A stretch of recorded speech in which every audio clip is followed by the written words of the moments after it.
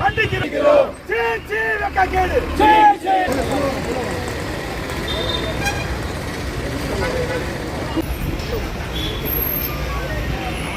Road இன்னும் குறுகல.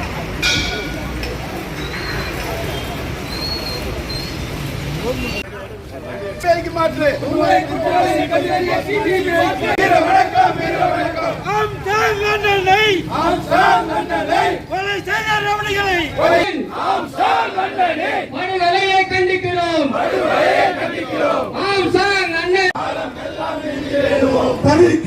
தவிக்கிறோம்.